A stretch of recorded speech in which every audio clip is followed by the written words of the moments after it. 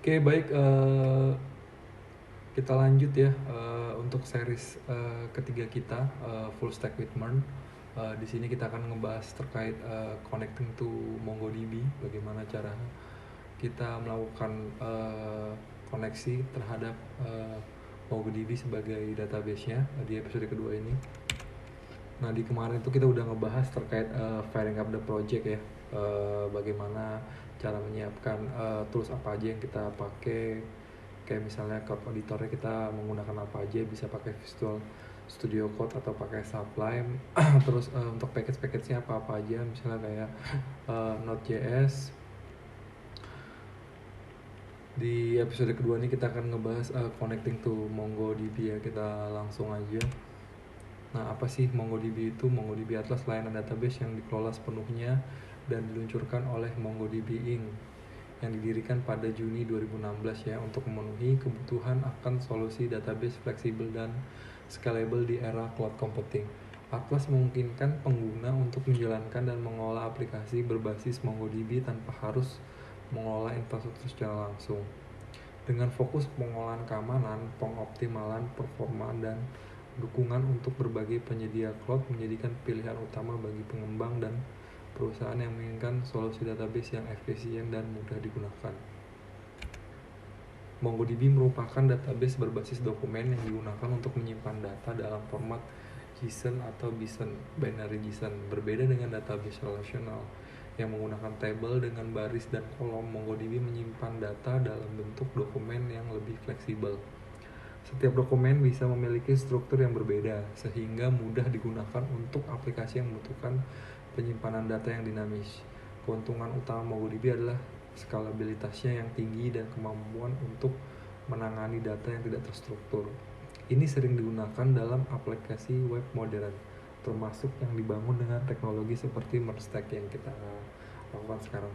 MongoDB adalah salah satu database NoSQL yang paling banyak digunakan di dunia karena kemampuan menangani data yang tidak terstruktur dan skema. Nah, kita akan ngebahas terkait NoSQL. Nah, terkait SQL, NoSQL ya, kalau misalnya terkait secara struktur data, SQL itu data disimpan dalam tabel dengan skema tetap ya, struktur kolom yang sudah ditentukan. Sedangkan NoSQL sendiri, data disimpan dalam format dokumen kunci nilai atau kolom yang lebih fleksibel, memungkinkan struktur yang lebih dinamis. Terkait skalabilitasnya, kalau SQL lebih baik untuk aplikasi dengan kebutuhan transaksi yang kuat dan konsistensi data. NoSQL lebih baik untuk aplikasi yang memerlukan skalabilitas horizontal dan fleksibilitas dalam penyimpanan data. Terkait bahasa atau query-nya, SQL menggunakan SQL ya, Structured Query Language, untuk mengolah dan mengambil data. Sedangkan NoSQL menggunakan berbagai API atau query bahasa tergantung pada jenis NoSQL yang digunakan. Misalnya MongoDB menggunakan metode insert dan find. Nanti kita juga akan ngebahas di episode ketiga terkait bagaimana konsep API itu.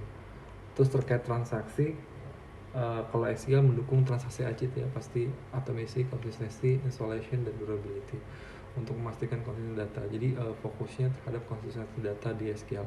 Sedangkan di NoSQL biasanya mengutamakan ketersediaan partition tolerance dalam model CIP, meskipun beberapa NoSQL modern juga mendukung transaksi. Jadi memang fokus NoSQL tadi lebih ke scalability-nya tadi ya.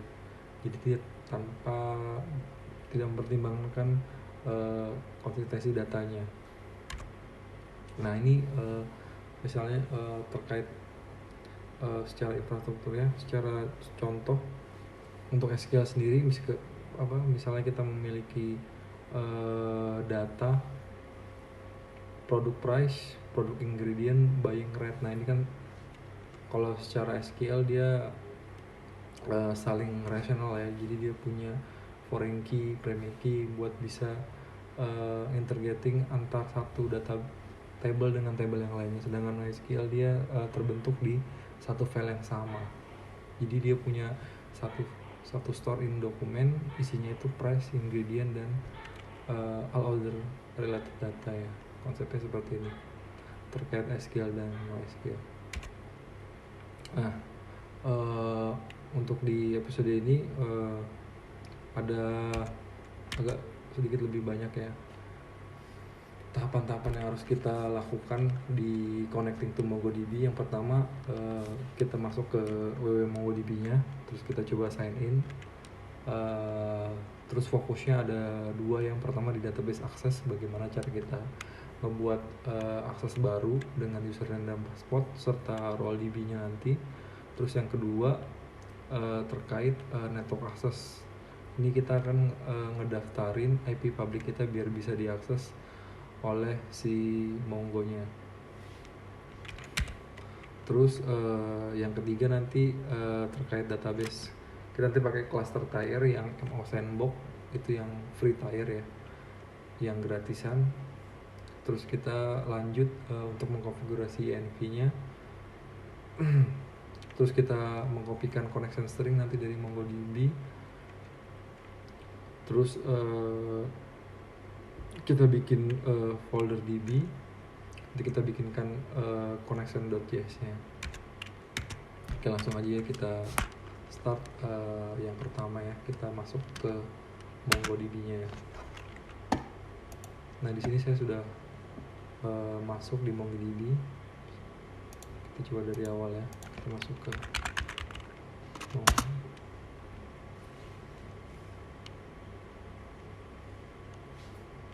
kita langsung aja try free. Kita coba sign in menggunakan Google. Kalau teman-teman ada akun Google,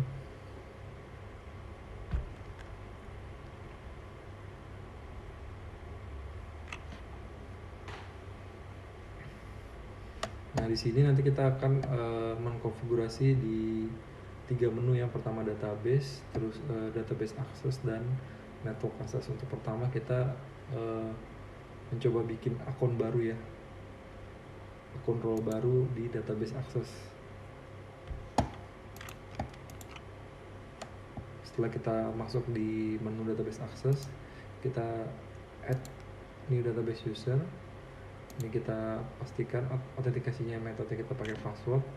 Dan ini usahakan untuk username dan password untuk kita latihan ini kita kasih sama ya. Kalau misalnya database 01 untuk username-nya, untuk passwordnya samain aja ya, database 02. Itu untuk user description-nya. Terus kita lanjut ke sini, add built-in role. Ini kita kasih read and write to any database. Nah, setelah 2-3 kolom ini kita sudah isi, kita langsung add user aja. Dia langsung muncul di sini ya, db01, username db01 dengan roles read and write database admin ini ya. Nah, setelah kita bikin username untuk mengakses database kita mengkonfigurasi network access nih ya, biar bisa diakses oleh IP public komputer kita. Caranya gimana? Kita harus tahu dulu IP public kita menggunakan pakai node, bisa node IP lookup, atau kita bisa pakai aplikasi yang lain. Nah, di sini IP public saya itu 125.160.19.180. Nah, ini nanti kita kopikan. Terus kita masuk ke network access, kita add IP address. Nah, kita masukin access list entry. Terus kita confirm aja. Dia langsung ke daftar ya di sini ya. Untuk IP public kita. Nah, setelah itu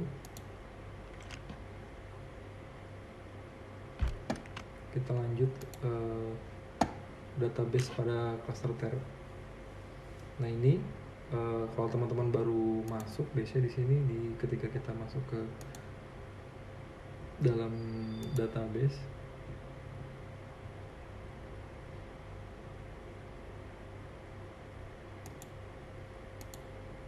nah di sini biasanya dikasih menu pilihan. Nanti kita tinggal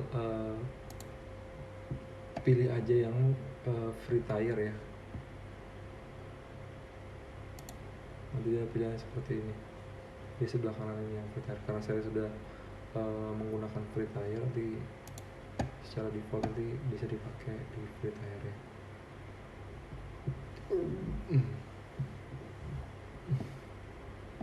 Terus kita bikin ini aja ya, connect terus ke driver. Terus nanti kita kopikan connection string ini ya, kita kopikan connect string ini, nanti kita config .env untuk connection stringnya. Kita buka aja ya Visual Studio kita.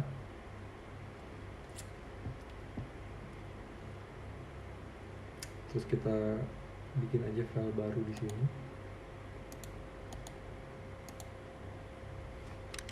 Namanya config.env.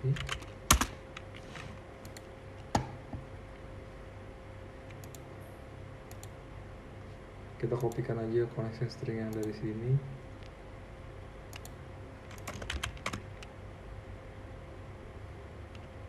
Terus kita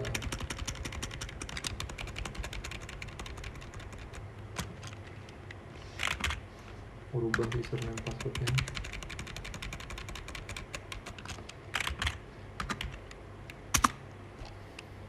Terus kita tambahin functionnya ya.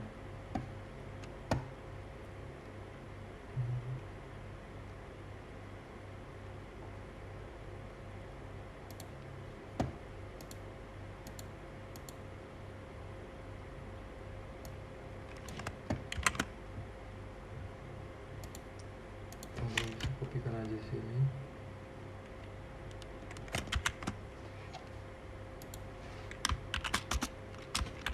Tambahkan seperti defaultnya 50-50. Oke. Nah, setelah kita udah ngebuat config.env nya,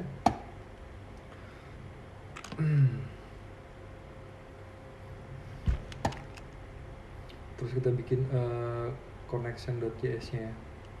Kita bikin folder baru di sini, namanya db. Kita bikin file baru,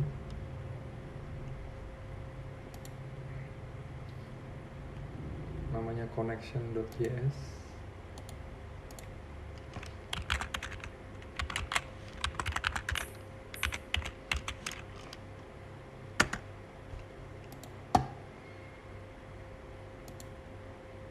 Di connection.js ini langsung kopikan aja ya script kita di sini.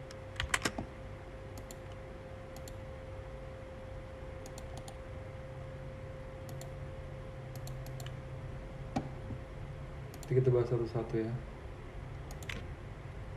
Nah, terkait konfigurasi config dan env ini fungsinya buat apa sih?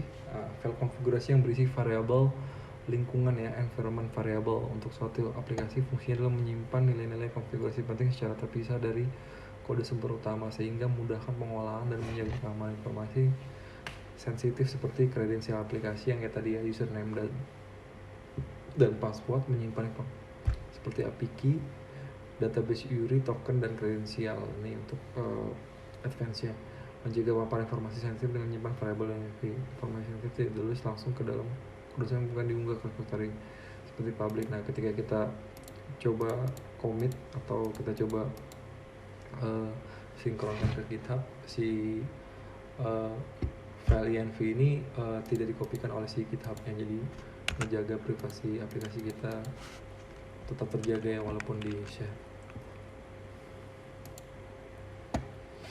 Nah, tadi kita udah kopikan terkait connection string-nya. Yang pertama adalah import Mongo client server API version from MongoDB. Ini fungsinya buat apa sih ini? Untuk mengimpor Mongo client dan server API version dari library MongoDB. Mongo client digunakan untuk berinteraksi dengan MongoDB dan server API version adalah versi API server MongoDB yang digunakan. Kita pakai dua library ini biar bisa terhubung ke MongoDB. Terus yang kedua ada const URI process.env.atlas URI. Nah, ini URI ini kan Uniform Resource Identifier adalah string rangkaian karakter yang digunakan untuk mengidentifikasi sumber daya tertentu baik di web maupun di sistem lain. URI dapat digunakan untuk mengidentifikasi sumber daya unik seperti halnya web file atau endpoint API. Koneksi MongoDB dan environment variabel atau URI atau memberikan string kosong jika tidak ada variabel yang diatur. Ini bisa mengandung informasi server MongoDB. Jadi kayak semacam pemanggilan fungsi yang dikenali oleh si MongoDB ya.